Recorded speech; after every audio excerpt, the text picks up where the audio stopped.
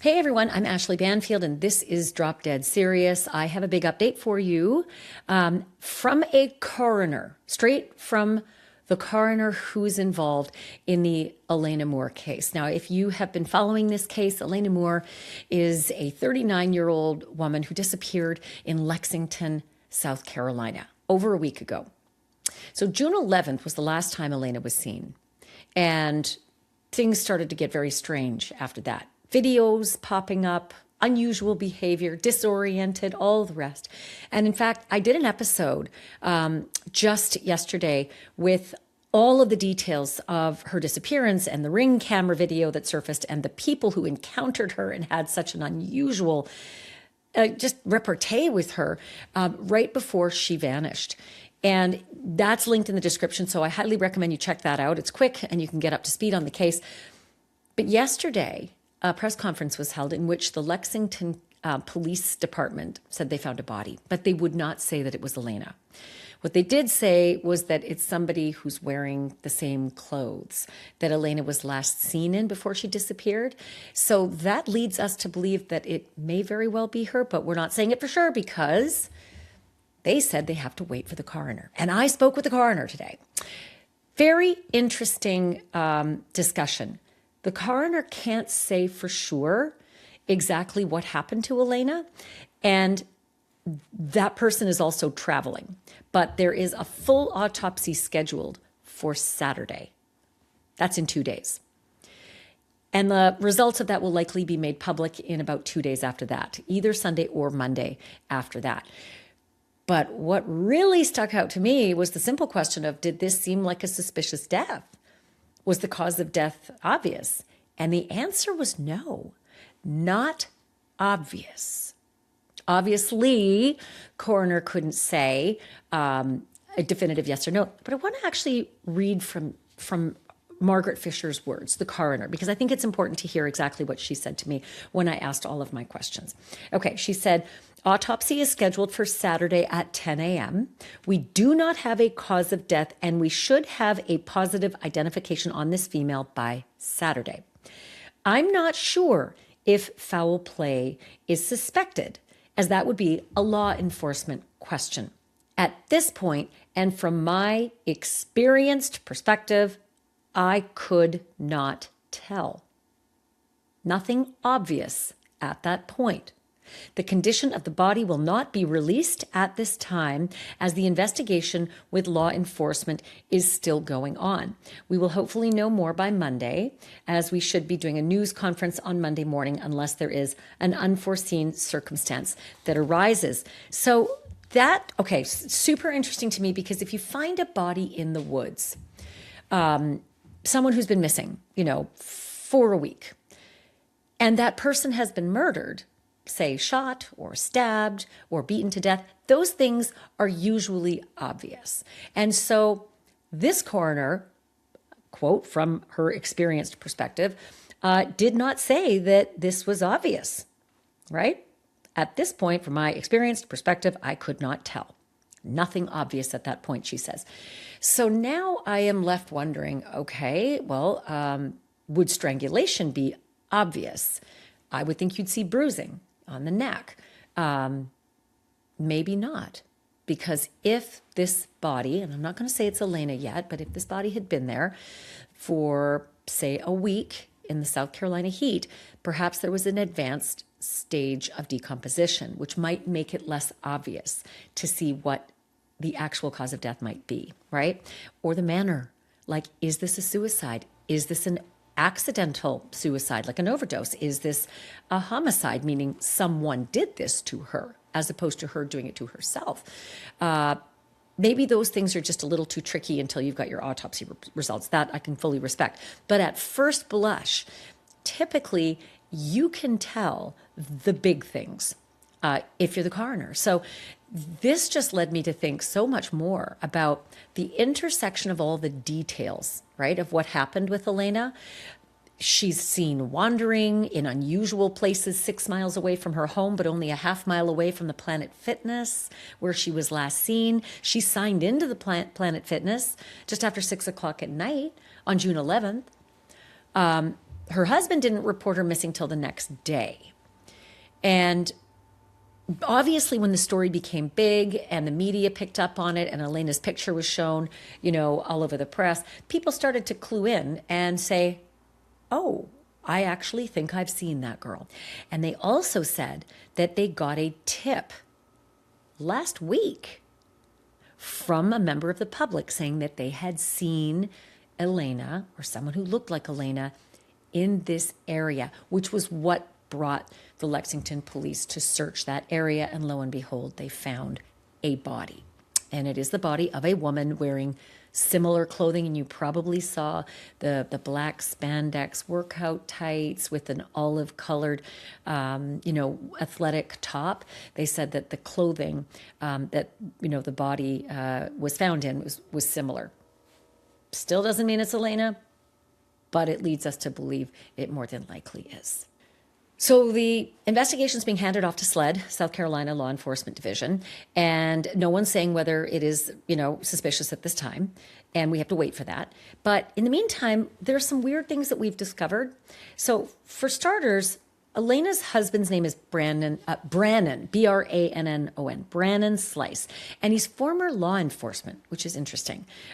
He is now a private investigator, and he works for a law office. It's the law office of James R. Snell, Jr. Hey, my name is Brannon Slice, and I'm a private investigator. And prior to being a private investigator, I worked for the Lexington County Sheriff's Department for 14 years, and my job here with the Snell Law Firm is I'm the private investigator for the office, and I meet with clients whenever they come in for whatever problem. If there's witnesses that need to be spoke to or any kind of thing to help prepare your case for trial is what I do. One thing I'll say is from day one, whenever you come to the Snell Law Firm, they're going to give you a peace of mind that your case is handled professionally and properly. It's a very stressful time whenever you come in to an attorney's office for whatever reason it is. Something happened that didn't go right, and you don't want to have to stress over wondering what's going on. You're always going to be kept in the loop through his office. Mr. Snell's created a staff that's like no other. They cater to your needs, and they customize a case plan for everybody that walks through the office. You're never going to have to worry about whether or not things are being handled properly in your case to get the best outcome available. So Brannon Slice works for this law office. Law and Crime reached out to Elena's husband, Brannon Slice, and had a quick conversation with him, not an interview, but effectively, this is the way this quick discussion is characterized. As far as her personal life is concerned, meaning Elena, she's married to someone. They weren't naming him.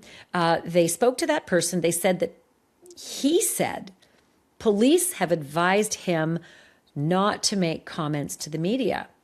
But when allowed, he would be interested in speaking to the media in the future. And he's the person who reported Elena missing one day after she was last seen. I have so many questions. For starters, whenever someone is missing and the circumstances are unusual, the family members are instantly the very first people you look at, right? They're the very first people who are investigated. So I would find it very strange that the police would say to a husband, in guidance, we recommend that you don't speak to the press. I don't think that they would give guidance to a family member, a husband, in a suspicious disappearance of a woman. Maybe I'm wrong, but he is former law enforcement. So I do wonder if they're giving him special treatment. I don't know that, but it's the first thing I wonder is if this guy, who should be your first target of investigation, just not saying he did it. I'm just saying that every family member, when someone goes missing, is instantly questioned and you move out from the concentric circles. But this guy says that he was advised by the police not to talk. So we're hearing some different things on the ground, and from a very, very trusted source. If you know Sergeant Vicki Rains, you know she knows this business inside and out. And I say that because Vicki Rains is one of the stars of the hit Netflix series Missing, Dead or Alive. It's a true crime docuseries that follows investigators with the Richland County Sheriff's Department Missing Persons Unit. And if you've seen the show, you know that that's why I would have called her, right, for her expertise in this exact kind of thing, a suspicious disappearance of a woman. But there's even more to Vicki Rains. Sergeant Vicki Rains in Richland County is a stone's throw from Lexington. So she's connected to a lot of people in that community. And Vicki Rains says that description from Elena's husband, that the police told me not to comment, and maybe later I will, it doesn't pass muster. She says the only person who would say something like that to the police or have a communication would be his lawyer. And the lawyer would say, I'm not commenting. It wouldn't be the other way around with the police telling him not to comment, if that makes sense. And there's a lot more that she's hearing as well, that this case just seems a little bit weird. Anyway, I reached out to Sergeant Vicki Rains, and wouldn't you know it, she was all too happy to join me to lend some expertise into what is definitely an unusual and troubling case. Here's my conversation with Vicki. Sergeant Rains, it's great to have you. Thank you so much for being on Drop Dead Serious. What do you make of this very unusual story and the circumstances surrounding Elena Moore? It is one of those stories that could go in different directions. It had a lot of variables to it. It's very unusual that somebody 39 years old goes missing for just, no reason. They don't usually just leave on their own or something. And then ever since she was reported missing a week ago, unusual circumstances have arisen. The police said she was missing from CVS. It turned out not to be true. They had to retract it. Then they said she was found. It turned out not to be true. They had to retract it. Then we saw images of her at Planet Fitness. And then we found images of her with neighbors, a half mile away, saying she showed up at their door disoriented. As a police officer, what do you do with that? Like, how do you start changing the case when you see all these strange things? So when she originally was reported missing by her husband, and he's saying, she's last seen at CVS. So you're thinking, okay, let me go get the footage from CVS. If it turns out she wasn't actually missing from CVS, then you want to go back and talk to the husband and try to figure out what's going on. You also want to talk to other people in her life to figure out, are there any medical issues? Are there any type of mental issues or anything like that? Is it it's like a toxic domestic situation? You want to start figuring out all of those avenues, asking people, has anybody been following her, something like that, checking all the different areas when you start seeing red flags, especially. Well, one of the red flags was that she had recently been in a mental health facility. And so I assume that would change the metric for a police investigation trying to track down a missing woman as well. Yes. Yes. Knowing that she had just been released from a mental health facility and that she had shown up, a few days prior to gone missing at a neighbor's house being disoriented and things like that. And then seeing her at Planet Fitness and she works at a different gym and things like that, then you start, is she on medication and she's off her medication? You start going down those avenues, talk to the people that she talked to see what her behavior was when she was speaking with them. In all the work that I've done, and it's a lot, after 4 decades of doing this work, it is invariable that when a woman goes missing, the first people that police have to look at very, very seriously is family, including husbands and parents, Correct. brothers and sisters, etc. But in this case, something doesn't seem like it's adding up. Yes, you do usually start off with the person that saw them last or the person that they reside with, and you do want to rule out all the family members first that they reside with, especially if she lives with her husband, if they have any type of strained relationship and he's reporting her missing, and then that isn't where she went missing from or something. Yes, you would want to rule all of that out. And then when her mental health would come into play, that would certainly change maybe the direction you're going in, but you still want to rule out all of those people. You don't want to miss anything and you want to cover every area. So you would still want to rule out her husband. Well, that happened real fast, and I could not quite compute the lightning speed, with which he was dispensed as anybody who was a person of interest. It happened even before they found a body. And again, they found a body. So far, they haven't said it's Elena. It seems like it might be. The clothing matches, etc. Right. But it seemed very, very quick to say that the husband is not a person of interest. Did it seem quick to you? Um, I would I would say um, I would probably wait till the autopsy was back and get some more concrete results of, get the toxicology back and things like that. I But mean, if Vicky they have found hadn't even out been other found yet, right? Like they ruled him out before a body had even been found. She was still missing, and they've ruled him out as a person of interest. That's why I was a little surprised at the timing. if he could show where he was at the times that she was at Planet Fitness and on the other video, if he could show where he was at, that he had nothing to do with it, he was nowhere near there. If he was on video somewhere else or something, if maybe all the evidence they had showed that he was not even in the vicinity of her and couldn't have had anything to do with it, that could be a reason that maybe they would rule him out if they could show that he was nowhere near her at the time. If he had checked in, somewhere where he had to use his ID or something. But I always smell a rat anyway, just because I've been at this game too long, and I've Right.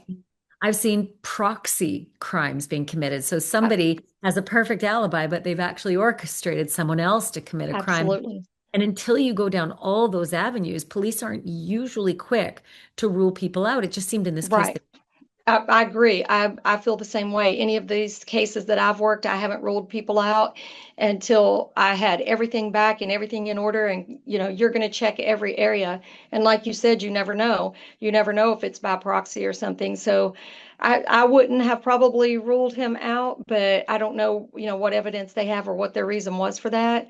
But I probably would have even, saying a person of interest doesn't mean a suspect. So I may have still said a person of interest just till I figured out, what her toxicology was, or, had she taken something. I probably would have waited as well.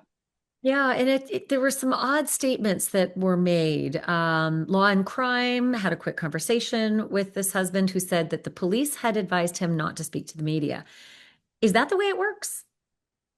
Um, I mean, not typically, unless there's something about the case that law enforcement would not want the public to know. Like sometimes in a homicide, things that only a suspect would know, we may not want the family to give those out so that we can work the case. But in this situation, she's a missing person, so I would have thought that maybe speaking to the police would have been, I mean, speaking to the media would have been very helpful to get it out and, hey, this is where she could be or something like that. So I I don't know why they would have told him that in this case, but And I I mean, guess if he's saying they did.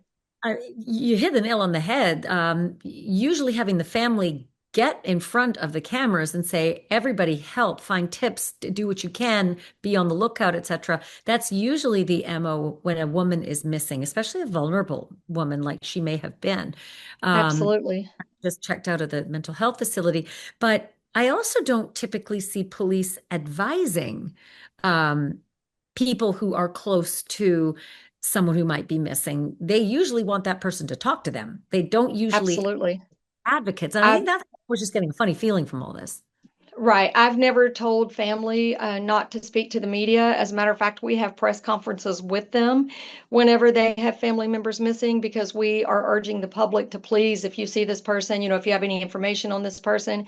So I do think it would be highly unlikely that the police would say, don't talk about your missing wife. That does seem unusual. Yeah. There is also another piece to this, and that is some of the rumblings within family and friends of friends. And I think maybe even in, your law enforcement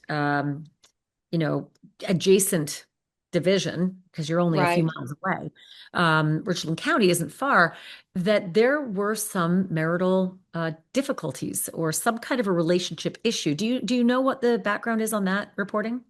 I have heard that from I don't know her personally, but we have mutual friends, and I have heard that they had, um, some domestic situations in their relationship that maybe things weren't going really smooth, that she had told people that, she had some issues with him and she had gone into detail about, trying to leave him and things like that. That's what I was told by her friends. Well, that's always a red flag when a woman goes missing. Then there were Right. some rumors that they weren't living together, but I think you've got sources that suggested they indeed were. Um, yes, they had. So some people reached out to me to ask, like they had information about this case or information about her, and they would reach out and ask, "Hey, do you know about this?" and give me information about things. Some of them would be her friends, and they would say, "Did you know?" And they would just provide information that was, something they would say like, they don't really get along, and then she was in this mental institution, this mental facility, and then some people said that when she got out of the facility, she did not go back to his home. And then some people wasn't sure if she did or didn't. So, you hear all kinds of stories. You just have to vet all of those stories and what is true. You have to find out if she wasn't staying at home, who was she staying with, and, verify everything someone is telling you. Well, and then there's the issue of her last being seen on June 11th, but not being reported missing till June 12th by her husband. If they're not living together, that would make perfect sense. If they are living together, you'd think late at night on June 11th, you want to know why you can't reach your wife and why she hasn't walked through the door. Right. Yeah, that was a concern of her friends was like, is it normal to wait to not report someone missing? And I said, well, if you know they're missing, the sooner the better. We always urge everyone, as soon as you know, let us know. The faster we can find them, the more chances there are of saving them. Usually that 24-hour period in the beginning is the most crucial time. Let me ask you something. When was the last time you actually went to the doctor? If you've been putting off a doctor's appointment because it's just too hard to find someone good who takes your insurance and can see you soon, I get it. That's why I love ZocDoc. ZocDoc is a free app and website where you can find and instantly book in-network doctors. We're talking more than 150,000 providers across all 50 states. Dermatology, dentistry, primary care, specialists, you can search by symptom and book in seconds. I've used it myself to find doctors quickly, and appointments typically happen within 24 to 72 hours, sometimes even same day. Stop putting off those doctor's appointments and go to ZocDoc.com/Banfield to find and instantly book a top-rated doctor today. That's ZocDoc.com/Banfield, ZocDoc.com/Banfield. This message is sponsored by ZocDoc. I wanted to ask you about the very unusual doorbell cam video. You know, um, a week before she went missing, she's a half mile away from the Planet Fitness, and she's on a doorbell cam messing with someone's DoorDash order. And the homeowners aren't aware that Elena is a person who's maybe in distress. They think it's the DoorDash driver, and the DoorDash driver doesn't think there's an issue because the DoorDash driver thinks it's the homeowner. So it was a very strange confluence of circumstances, but nonetheless, the homeowner got a beat on all of it. That Elena picked up her DoorDash and tried to walk into their home with it, and they had to tell her no. And then later, about an hour later, saw her rifling through packages of their neighbor. That is all very distressing information at a time when she's a week from vanishing. Right. Yes. It is. And one of her friends said that when the neighbors said, hey, what are you doing? She was kind of like, well, I don't know, and was maybe like a little confused or something. So that is very concerning. And then what her conversation would have been with the people at Planet Fitness that morning, because that isn't the gym that she regularly goes to. She works at a different gym. So whatever her conversation would have been with them, I'm sure the police have gotten that, but whatever that would be very telling as well. It would be, why was she there and what was she telling them? Yeah, I mean, she clearly looked like she was engaged with the front desk and having a conversation of Right, some kind. If it could be a fly on the wall for that, because I right, believe that may be the last known interaction that she had, at least that we know of at this point. She may very well have had other interactions, but it is odd. I have to say, Vicki, that it's odd that someone who's already having a difficulty in her life, meaning she'd just been in the mental health facility, then appears to be disoriented, then vanishes, but also has this difficult piece in her life where she's having troubles and relationship troubles with her husband. Um, how, you know, how much of a coincidence would it take to have a random murder intersecting with all this other bizarre, these bizarre developments? That would be very bizarre. That's why I probably wouldn't have ruled anyone out. Of course, I don't know what evidence they have, so I can't speak to that. But I probably wouldn't have ruled anything out until maybe after the autopsy and the entire investigation was complete. Because for it to be totally random, yeah, that would be very bizarre. That you would have these other things going on, and then something comes out of the blue and ends your life that has nothing to do with these other two issues. That would be that would be very rare. So she's last seen on June 11th. She's reported missing June 12th. And on June 17th, a body is found. In South Carolina, and you'll have to attest to this, you live right there in that vicinity. It's hot. The weather has likely been quite hot for a week. Yes. Body has been there for the better part of a week. What condition, and not to be too macabre about it, but what condition would that body be in? It has been very hot. It's extremely humid here as well. So if a body was in the woods for 4 or 5 days or whatever the number of days was in that type of heat, and then it has also rained some, but it's very hot and humid, it would start, a decomposition. Would it be an advanced stage of decomposition, or would it really just be the beginnings with, say, let's just say 6 days, because that's the length of time, that's the max that it could be, because she's last seen on the 11th. It depends if she was in a area of the woods that was maybe where the sun wasn't hitting and it was very shaded or something, that may help a little. If she still had the hoodie on and everything that she was wearing in the video, where she's, it's going to be very hot and she's kind of more in the sun. I mean, it definitely makes it expedited for the weather to be as hot as it is. It's been very hot. It's been in the 90s and it's extremely humid. So I mean it would be, and I mean, I hate to say this, but there are also, animals in the woods and things like that. So, different things happen when we find bodies. We find them in all different states depending on those types of things. If there, you know, been animals or the heat and weather and those type things. It's interesting that the police chief who gave the news conference yesterday was so reticent and just not willing to give any detail at all about the condition of this person, whether it was likely to be her. He said it was her clothing, but the coroner was very informative. And I was very interested in the brief repartee that I had with the coroner. Let me read what Margaret Fisher said, and I'd love to get your take on this, just as an investigator. Okay. She said, I asked if this, and this was a written Q&A that went back and forth. I asked if, in her opinion, foul play might be at afoot here. And she said the autopsy is scheduled for Saturday. They don't have a cause of death. They should have the positive ID for Saturday. Then she said, I'm not sure if foul play is suspected, as that would be a law enforcement question. At this point, and from my experienced perspective, I could not tell. Nothing obvious at that point. What does that tell you? So if a coroner, anytime a coroner has said that to me in the past, I would take that to mean there's no outward signs, there's no stab wounds, there's no bullet holes, there's no blunt force trauma, anything like that. They will probably wait till toxicology comes back to see what's in her system and things like that.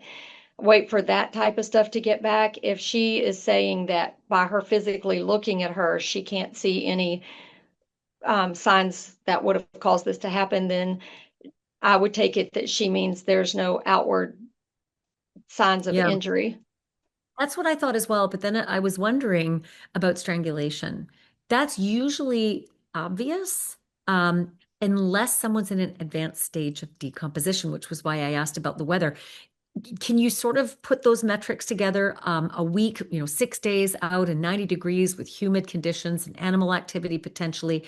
And would you be able to tell as a coroner if strangulation was the manner of death? It depends, like you said, on the level of decomposition and things like that, or what condition the body was in, maybe, if it was fully intact or not, or something like that.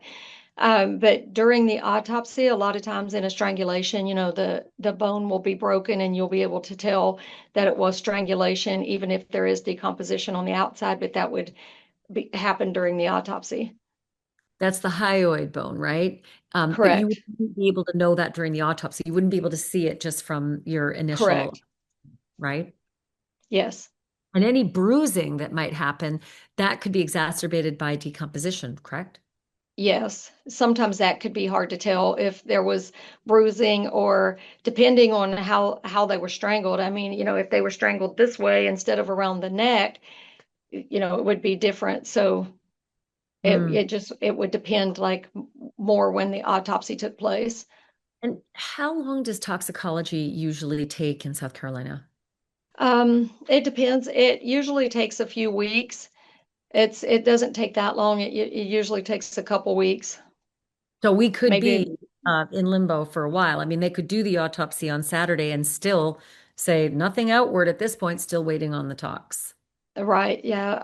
I've had them that way where the autopsy doesn't really show too much, and then you get to toxicology back, and then you're like, okay. Mm. So Yeah. the toxicology does sometimes I mean, play a I big guess role, especially when there's no signs of injury. I wouldn't be surprised if this was a toxicology event, only because of the other circumstances. She's been in a mental health facility, she's looking disoriented and confused, and so there could be a medication issue. It could be an accidental overdose, it could be something else, but it would be interesting to at Right. least get a read on that early on. I do want to ask you about the notion that the Lexington police is handing it over to SLED, to the South Carolina Law Enforcement Division. Is that normal? Is that just standard par for the course, or do they suspect something odd and that's why SLED now has to take charge? I don't know why they handed it over to SLED. That does happen from time to time, depending on the agency. So I mean that does happen. I don't know what their reason is for handing it over, but um, if there's some kind of conflict or they feel SLED can do something, they can hand it over where a state agency takes it versus a city or county agency if they decide to hand it over to SLED. So we shouldn't read anything into it, or should we? I don't know what the reason is why they handed it over.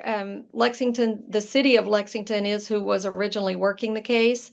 And I know that they have decided to hand it over to SLED versus city or county working it.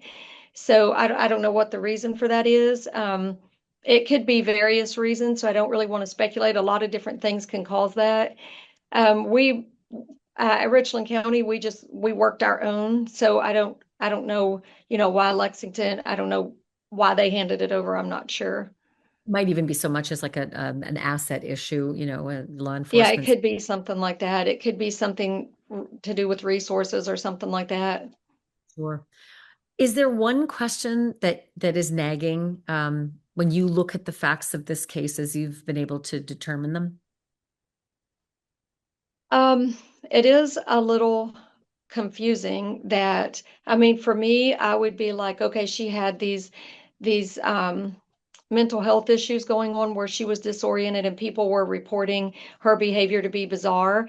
I think maybe if that was made aware to the public or something, maybe people could have called in versus just thinking she looks like, a normal person just walking around unless you are speaking with her, you know her, you may not know that this is going on. So I don't know what her cause of death is, but it just bothers me that maybe if if people, I know people were looking for her, but if they were maybe aware of those issues, and I know people don't want to put people's private business out there, but in this type of case where she's missing and her life is potentially in danger because of, whatever's going on, then I just wish that maybe there could have been search parties or something and found her maybe and got her some help. I think that's what so many of us wish, that there had been some intervention. But again, hindsight is 2020. We all see people who are emotionally disturbed regularly on the street, and we, either for our own safety or just because we don't want to get involved in other people's privacy and business, a lot of times that just goes unchecked. And I hope that's not the situation here. Vicki Rains, really great to have you. Thank you so much. I Thank really you. appreciate that, and look forward to our next conversation. I have a feeling it might be next week. Oh, thank you so much. It's great to be here. Thank you. So there you have it. My great thanks to Sergeant Vicki Rains. Just a wealth of information. This investigation is going to continue. We're not even at the autopsy yet, and cause of death, manner of death, all those things we still need to assess in a very unusual missing woman case. So I always say this: if you have information, if you have tips, if you have some knowledge of anything that you think might pertain to this case, please reach out to us. Drop us a line at our tip line. It's dropdeadseriousinfo@gmail.com. Dropdeadseriousinfo@gmail.com. If you want to stay anonymous, we're happy to keep you anonymous. If you want to talk to us about the case, we'd be more than happy to talk to you. And if you'd like us to pass information on to the police, we are more than happy to do that as well. But again, dropdeadseriousinfo@gmail.com. As always, thank you so much for listening. Thank you for watching. And remember, truth isn't just serious, it's drop dead serious.